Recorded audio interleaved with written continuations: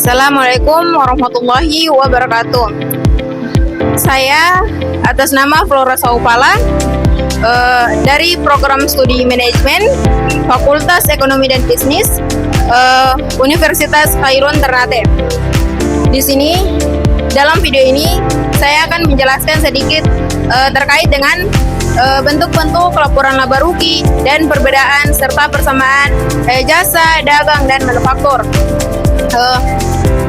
Video ini akan membahas tentang bentuk-bentuk laporan laba rugi, yaitu dengan perbedaan serta persamaan antara perusahaan jasa, perusahaan dagang, dan perusahaan manufaktur. Bentuk-bentuk laporan laba rugi. Apa sih laporan laba rugi itu? Laporan laba rugi adalah laporan keuangan yang menunjukkan pendapatan dan pengeluaran perusahaan selama periode tertentu. Laporan ini penting untuk menilai profitabilitas perusahaan dan memahami kinerja keuangannya. Ada juga rumusan laba rugi, yaitu dengan beberapa langkah. Ada beberapa cara, diantaranya adalah laba kotor, sama dengan pendapatan operasional, sama dengan harga pokok penjualan. Pendapatan operasional sama dengan laba kotor dikurangi biaya operasional. Penghasilan operasional ditambah dengan barang non-operasional. Ada dua bentuk utama laporan laba rugi, yaitu satu langkah. Bentuk ini menjumlahkan semua pendapatan dan kemudian mengurangkan semua beban untuk mendapatkan laba bersih. Yang kedua, beberapa langkah. Bentuk ini mengelompokkan pendapatan dan beban ke dalam kategori yang berbeda, seperti pendapatan operasional, beban operasional, pendapatan non-operasional, dan beban non-operasional. Baik, kita masuk ke perusahaan jasa. Apa sih yang dimaksud dengan perusahaan jasa? Di sini saya akan menjelaskan sedikit apa itu perusahaan jasa. Perusahaan jasa adalah sebuah perusahaan yang menjual jasa atau layanan dan akan menghasilkan pendapatan dari hal tersebut. Dengan kata lain, perusahaan ini tidak memperjualbelikan produk yang mempunyai fisik secara nyata. Perusahaan jasa menawarkan layanan kepada pelanggan seperti jasa konsultasi, jasa perawatan, jasa transportasi, dan lain-lain. Ada beberapa contoh perusahaan jasa, yaitu contoh perusahaan jasa adalah jasa ojek online, laundry, fotokopi, tukang jahit, perawatan, dan pengasuh anak. Dan ada beberapa lain contoh perusahaan jasa. Selain contoh perusahaan jasa, ada juga ciri-ciri perusahaan jasa. Satu, tidak memiliki persediaan barang. Tidak memiliki persediaan barang, yaitu perusahaan jasa tidak membeli dan menjual barang, sehingga tidak memiliki persediaan barang. Yang kedua, pendapatan utama berasal dari jasa. Pendapatan utama berasal dari jasa, yaitu pendapatan utama perusahaan jasa berasal dari penjualan jasa, bukan dari penjualan barang. Yang ketiga, biaya utama adalah biaya operasional.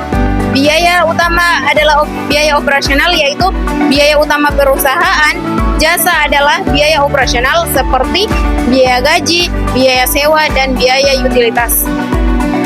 Contoh laporan laba rugi perusahaan jasa yaitu pendapatan jasa, pendapatan operasional, biaya gaji, biaya sewa, biaya utilitas, dan laba bersih.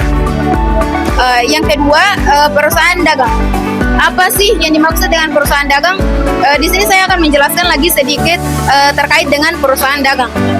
Perusahaan dagang adalah perusahaan yang melakukan aktivitas pembelian dan penjualan barang dengan harga di atas harga barang pokok agar bisa mendapatkan keuntungan. Pada perusahaan dagang, keuntungan atau laba kotor didapatkan dengan mencari selisih antara harga jual dan harga pokok penjualan. Di sini ada beberapa contoh, saya akan memberikan beberapa contoh perusahaan dagang yang sering kita temui, yaitu supermarket, gerai retail, maupun toko kelontong. Ciri-ciri perusahaan dagang yaitu satu, memiliki persediaan barang. Memiliki persediaan barang yaitu perusahaan dagang memiliki persediaan barang yang dibeli dari pemasok dan dijual kepada pelanggan. Yang kedua, pendapatan utama berasal dari penjualan barang. Pendapatan utama berasal dari penjualan barang yaitu pendapatan utama perusahaan dagang berasal dari penjualan barang, bukan dari penjualan jasa. Yang ketiga, biaya utama adalah harga pokok penjualan atau HPP. Biaya utama perusahaan dagang adalah HPP yang merupakan biaya yang dikeluarkan untuk membeli barang yang dijual.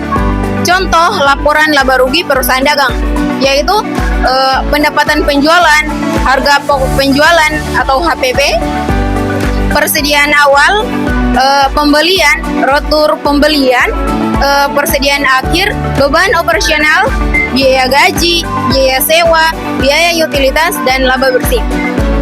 Yang ketiga adalah perusahaan manufaktur.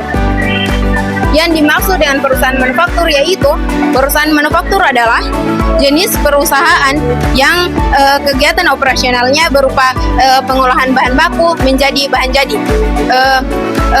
Penjualan produk oleh perusahaan manufaktur berupa barang jadi yang memiliki wujud. Persediaan utama di dalam perusahaan manufaktur yaitu persediaan bahan baku, barang setengah jadi, dan barang jadi. Perusahaan manufaktur memproduksi barang dari bahan baku dan menjualnya kepada pelanggan. Contoh perusahaan manufaktur, yaitu di sini ada beberapa contoh perusahaan manufaktur, yaitu Indofood, CPB Sukses Makmur, yang kedua Kimia Farma, yang ketiga Gudang Garam, yang ketiga Unilever Indonesia, dan masih banyak lagi contoh perusahaan manufaktur. Ciri-ciri perusahaan manufaktur. Manufaktur memiliki beberapa ciri-ciri. Di sini saya akan memberikan beberapa ciri-ciri perusahaan manufaktur. Yang pertama yaitu memiliki persediaan bahan baku, barang dalam proses, dan barang jadi. Perusahaan manufaktur memiliki persediaan bahan baku, barang dalam proses produksi, dan barang jadi yang akan dijual kepada pelanggan. Yang kedua, pendapatan utama berasal dari penjualan barang. Pendapatan utama perusahaan manufaktur berasal dari penjualan barang yang diproduksinya. Yang ketiga, biaya utama adalah harga pokok produksi atau biasa disingkat sebagai HPP. Biaya utama perusahaan manufaktur adalah HPP yang merupakan biaya yang dikeluarkan untuk memproduksi barang yang dijual. Contoh laporan laba rugi perusahaan manufaktur. Satu, pendapatan penjualan. Dua, harga pokok produksi atau biasa disingkat dengan HPP. Tiga, bahan baku. Empat, tenaga kerja langsung. Lima, biaya overhead pabrik. 6, beban operasional. 7, biaya gaji. 8, biaya sewa. 9, biaya utilitas. 10, laba bersih. Ada lagi beberapa orang yang menanyakan apa sih perbedaan perusahaan jasa, perusahaan dagang, dan perusahaan manufaktur. Di sini saya akan menjelaskan beberapa sedikit tentang terkait dengan apa perbedaan perusahaan jasa, perusahaan dagang, dan perusahaan manufaktur. Perusahaan jasa adalah perusahaan yang memberikan dan menjual jasa. Perusahaan dagang adalah perusahaan dagang yang menjual tanpa mengubah barang atau produk yang dijual. Sedangkan perusahaan manufaktur adalah perusahaan yang mengubah dan menjual produk menjadi produk yang berbeda.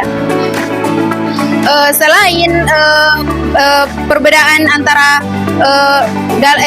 ketiga jenis perusahaan tersebut, ada beberapa persamaan antara ketiga jenis perusahaan tersebut. Meskipun memiliki perbedaan dalam proses bisnisnya, ketiga jenis perusahaan ini memiliki persamaan dalam hal yang ke-1 yaitu tujuan utama.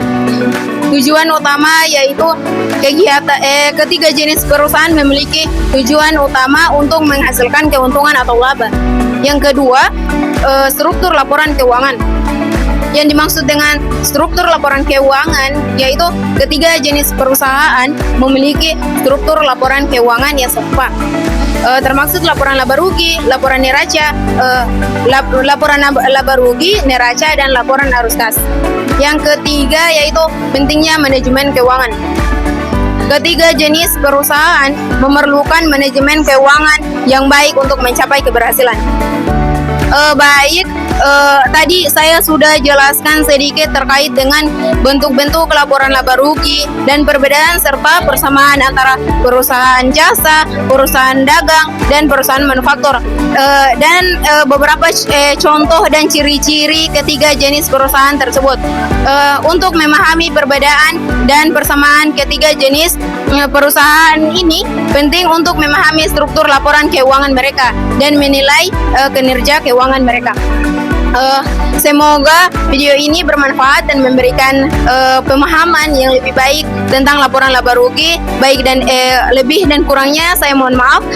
Wassalamualaikum warahmatullahi wabarakatuh.